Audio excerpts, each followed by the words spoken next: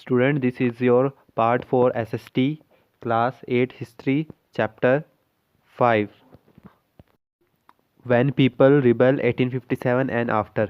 तो हमने यहाँ तक पढ़ लिया था आपका इससे पहले कि जब लोगों ने विद्रोह किया था उसके बाद क्या हुआ था। तो धीरे धीरे जब विद्रोह के बाद कंपनी ने दोबारा क्या किया था, फाइट बैक किया था। और कंपनी ने क्या बुला लिए थे, अब अपने सिपाहीज मंगा लिए थे, सिपाही बना लिए थे। और धीरे धीरे उन्होंने दोबारा से क्या किया, कब्जा जमाने लग गए वो। ठीक है, दिल्ली को दोबारा से क्या कर ले गया, कैप्चर कर ले गया सितंबर 1857 में। जो लास्ट मुगल एम्परर थे बहादुर शाह जफ़र, उनको जेल कर दी गई और उनके बेटे को उनके आंखों के सामने मार दिया गया। और उनकी जो वाइफ थी बेगम जिन्नत महल, उनको भी प्रिजन में भेज दिया गया रंगून में अक्टूबर 1858 में। और बहादुर शाह जफ़र की 1862 में डेथ हो गई थी वहीं पर।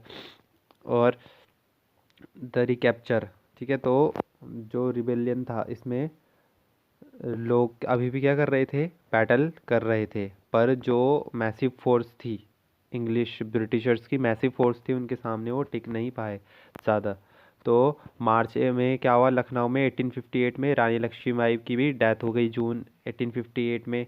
ठीक है, और जो तांत्या टोपे थे जो जंगल से क्या कर रहे थे, गोरिल्ला फाइट कर रहे थे, उनको भी थोड़े टाइम बाद पकड़ ले गया 1859 में अप्रैल में, उनकी भी किल्ड, उनको भी मार दिया गया, डेथ हो गई जस्ट एज। ठीक है, तो जैसे जैसे अब ब्रिटिशर्स जीतने लग रहे थे तो कुछ लोग जो कि पहले किसके साइड थे, जो रिबेलियन कर रहे थे, अब ब्रिटिशर्स की साइड हो गए थे। और ब्रिटिशर्स भी क्या लोगों का विश्वास जीत रहे थे और लोगों को क्या बता रहे थे, प्रोविज़न दे रहे थे कि हम तुम्हें नहीं मारेंगे, तुम हमारे साइड आ जाओ। तो ऐसे ही लोगों को शामिल कर रहे थे। उसके बाद भी 100 ऑफ सिपाहीज ने क्या किया, रिबेल किया। बहुत सारे सिपाहियों ने, नवाब्स ने, राजाज ने, पर उनको भी क्या कर दिया गया, फांसी पे चढ़ा दिया गया। अब इसके बाद है आपका आफ्टर मैथ। अब इसके रिबेलियन के बाद क्या हुआ, the British had regained control of the country by the end of 1859। ठीक है, तो ब्रिटिशर्स ने 1859 के एंड में दोबारा से कंट्री पर राज कर लिया था, राज दोबारा हासिल कर लिया था। But they could not carry on ruling the land with the same policy any more. पर अब वो पहले जैसे राज कर रहे थे, पॉलिसीज़, उन सेम पॉलिसीज़ को लेकर राज नहीं कर सकते थे। जैसे रेजिडेंट्स बिठाते थे कोर्ट में, किसी की भी ज़मीन हड़प लिया करते थे, तो वो अब ऐसी पॉलिसीज़ उनको चेंज करनी पड़ी। Given below are the important changes that were introduced by the British. ठीक है, तो हमें यहाँ पर जो जो चेंजेस हुए उस टाइम पर, तो हमें यहाँ पर बताया गया है जो चेंजेस लाए गए, इंट्रोड्यूस किए गए। The British parliament passed a new act in 1858 and transferred the power of East India Company to the British Crown in order to ensure a more responsible management of Indian affair। ठीक है, तो British parliament ने क्या किया, एक new act पास किया 1858 में।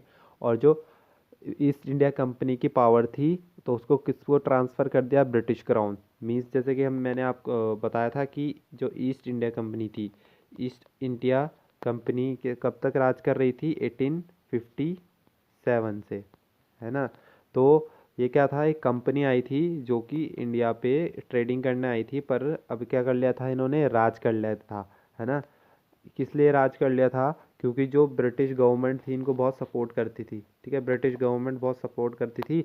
पर जब 1857 का विद्रोह हुआ तो जो ब्रिटिश गवर्नमेंट थी उन्होंने क्या बोला कि ऐसे तो नहीं चलेगा कि कंपनी के खिलाफ इतना बड़ा विद्रोह हो गया है।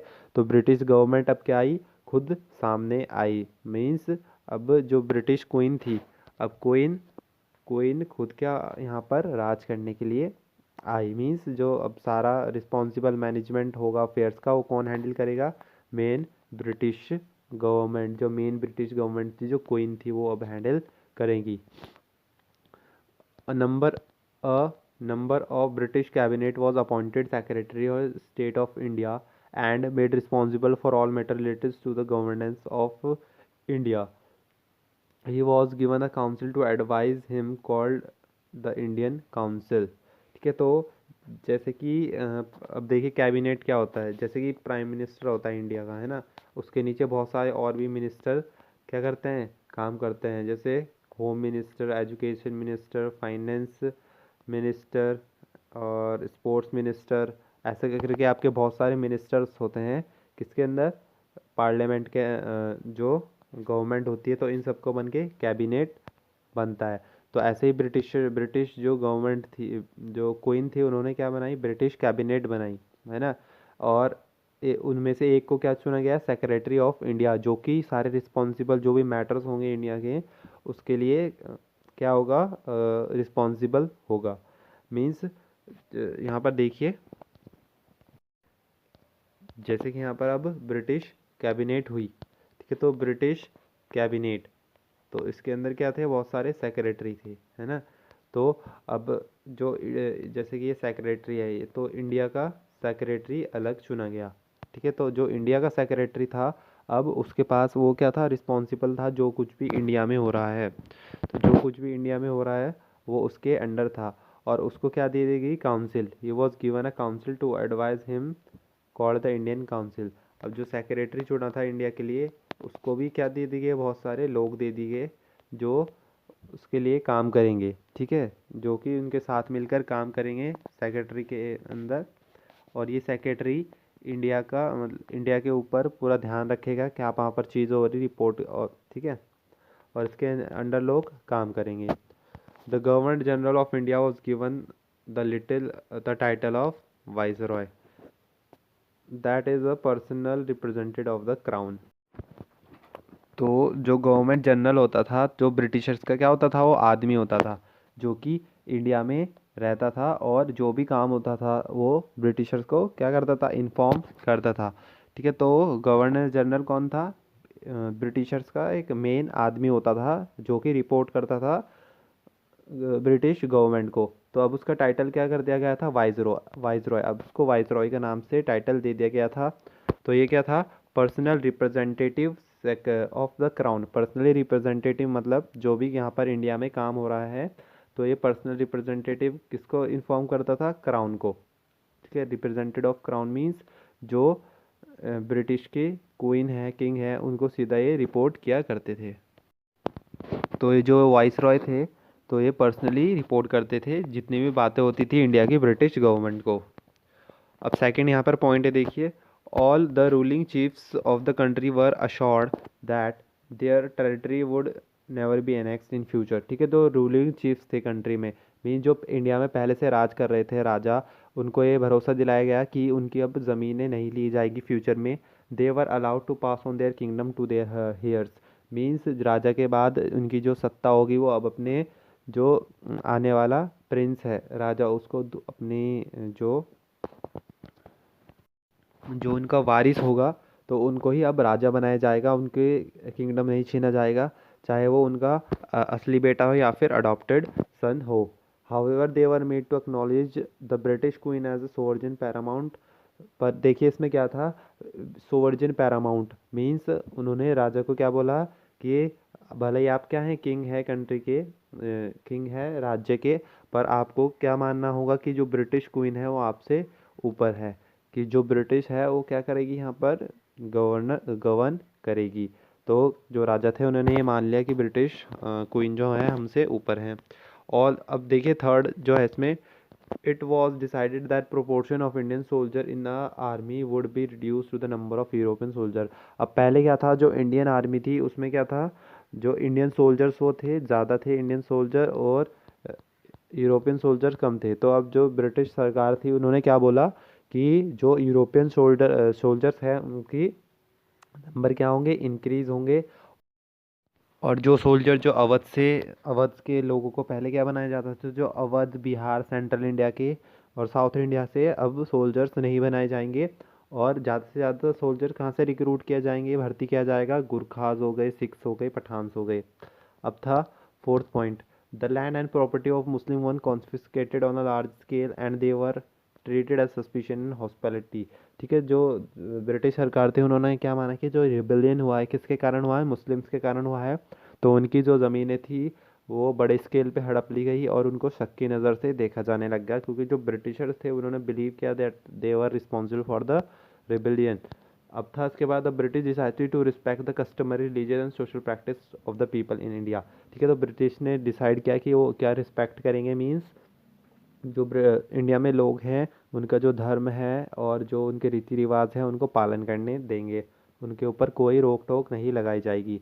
सिक्स है आपका, policies were made to protect landlord and zamindars and give security to the rights over their land. ठीक है, तो जो ज़मींदार थे और जो लैंडलॉर्ड्स थे उनकी ज़मीन ली जाएगी मींस, और उनको सिक्योरिटी राइट्स भी दिए जाएंगे मींस उनका मालिकाना हक उनसे नहीं लिया जाएगा, उनके लिए प्रोविजंस बनाए जाएंगे और लैंड उन्हीं की रहेगी। The new face of history began. ठीक है, तो 1857 के आगे न्यू फेस बिगिन हुआ था। अब ये देखिए कुछ इंपॉर्टेंट मैप है आपका, तो इसमें आपको बताया गया है कहाँ कहाँ पर रिबेल हुआ था। ठीक है, तो ये मेरठ, दिल्ली, बरेली, लखनऊ, कानपुर, झांसी, फैज़ाबाद, ये ऐसी जगह है जहाँ पर रिबेलियन हुआ था। स्टूडेंट्स ये आपका लास्ट रह गया है एज वी आर यहाँ पर पढ़ेंगे for a heavenly kingdom of peace.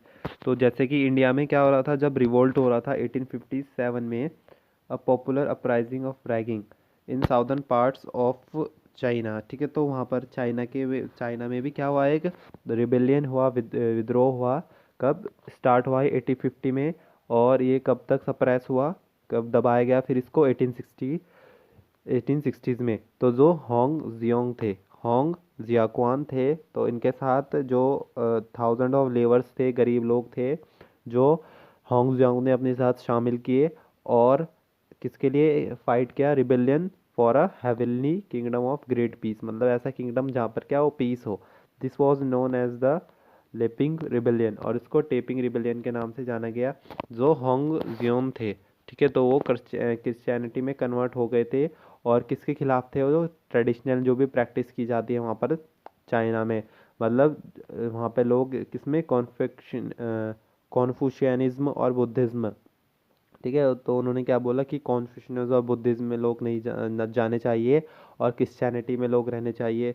The rebel of Taiping wanted to establish kingdom to form a Christianity. ठीक है, तो वो क्या चाहते थे कि वहाँ पर क्या हो, क्रिश्चियनिटी प्रैक्टिस हो, where no one held by any private property, there was no difference between social classes. ठीक है, और किसी के पास अपनी प्राइवेट प्रॉपर्टी ना हो, अपनी खुद की ज़मीन ना हो, और जो सोशल क्लासेस हैं मीन्स जो वहाँ पर लोग रहते हैं उनके बीच में क्या ना हो, भेदभाव ना हो, डिफरेंस ना हो, और कोई डिफरेंस ना हो मैन वुमेन के बीच में।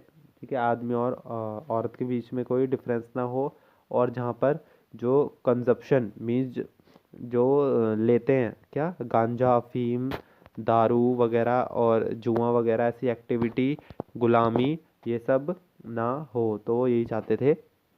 पर क्या होता, जो British and French arm force operating in China help the emperor of Qing dynasty to put the Taiping rebellion. ठीक है, पर टेपिंग रिबिलियन को क्या कर दिया गया, दबा दिया गया, जो ब्रिटिश थे प्लस फ्रेंच प्लस चाइना, तो इन सब ने मिलकर जो एम्परर थे क्विंग डायनेस्टी के, ठीक है, जो एम्परर थे क्विंग डायनेस्टी के, तो वहाँ पर क्विंग राज्य में ये रिबिलियन, टेपिंग रिबिलियन को इन्होंने दबा दिया मिलकर। तो स्टूडेंट्स आपका चैप्टर कंप्लीट हो चुका है। Thank you.